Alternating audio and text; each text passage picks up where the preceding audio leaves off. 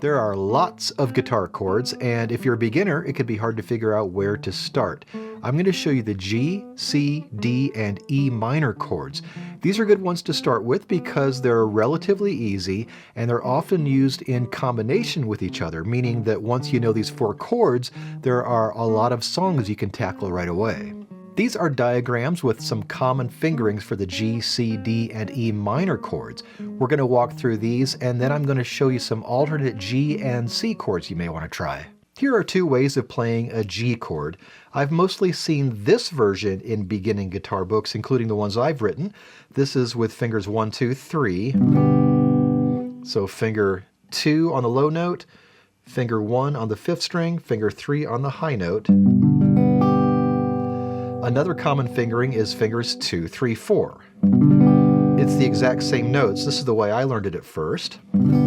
Same notes, but now we have finger 3 on the low note, finger 2 on the 5th string, and finger 4 on the high note.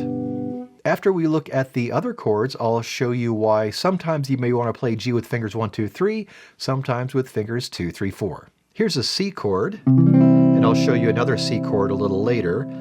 This is finger 3 on the lowest note on the 5th string, finger 2, and then finger 1, and we strum 5 strings only.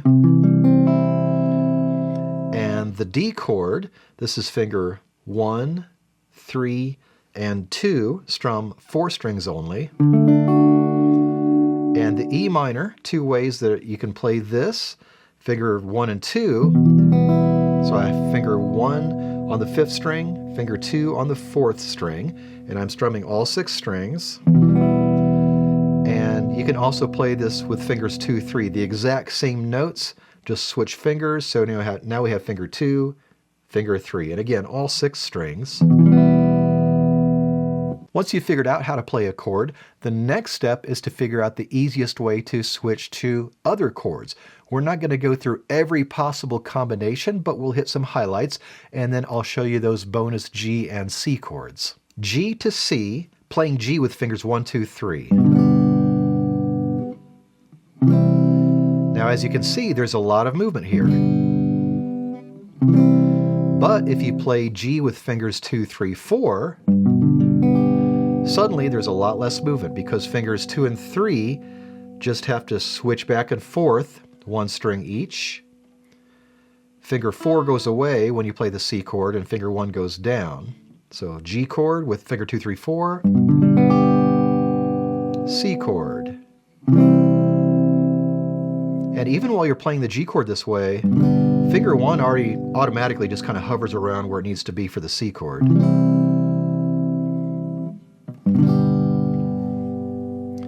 And then G to D, I'm going to play G with fingers 1, 2, 3. There's my G, there's my D. There's a bit of movement here, but one finger doesn't have to move very far. The third finger from the G chord only has to move 1 string up, also on the 3rd fret, to be in place for the D chord. So while fingers 1 and 2 are moving around, at least finger 3 doesn't have far to go. And if you play G with fingers 1, 2, 3, it's a good idea to play E minor with fingers 1 and 2, because if you do that, first finger can stay down. That's called a common finger. Now, first finger does have to slide over a little bit within the same fret, but just keep it in place there. Likewise, if you play G with fingers 2, 3, 4, it's a good idea to play E minor with fingers 2 and 3. So this time you can keep your second finger down. So always look for the easiest, most efficient way to move from one chord to the next. I'm going to very briefly interrupt myself to let you know that I do teach private lessons online, and I have several guitar books and solo guitar arrangements available. If that sounds interesting, check out my website. The link is in the description. And now for those bonus chords. We have what is sometimes called the country G, which is simply another way of playing a G chord. And we have the C add 9, which can often be played in place of a regular C chord. It sounds just fine. Each of these chords requires one more finger. Ironically, this makes it easier to switch to other chords. Here's the country G. So I've got finger 2, 1, and then 3 and 4 are both in the 3rd fret on strings 2 and 1. Strum 6 strings just like the regular G.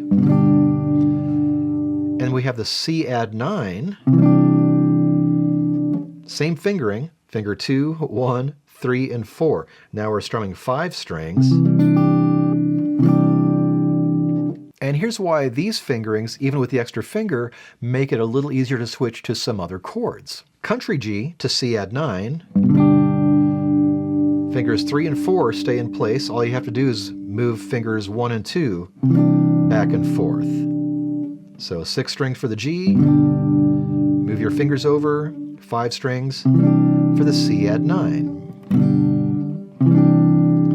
Now if you're going from G to E minor and you're playing G this way, you can still keep your first finger down if you play the E minor with fingers 1 and 2. So you still have that common finger. Also notice this country G to the D major chord. 3rd finger is common to both of those. So 3rd finger just stays down. Matter of fact, if you have a song where you just have G's, C's, which you could play C add 9 and D, your 3rd finger can stay down the whole time. G, C add 9, D.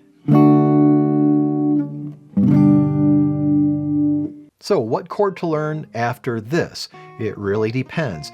If you're learning a song and it has G, C, D, and E minor, plus 1 or 2 more chords, there's your answer. Learn those 1 or 2 more chords. And you could just learn chords song by song as needed. Now, if you're taking yourself through a book, say one of my rhythm guitar books, not so subtle hint, just follow the book. Now, even if you've only learned these 4 chords, you can use a capo to play in other keys. So check out this video to learn how to do that, and check out this video if you're looking for strumming patterns.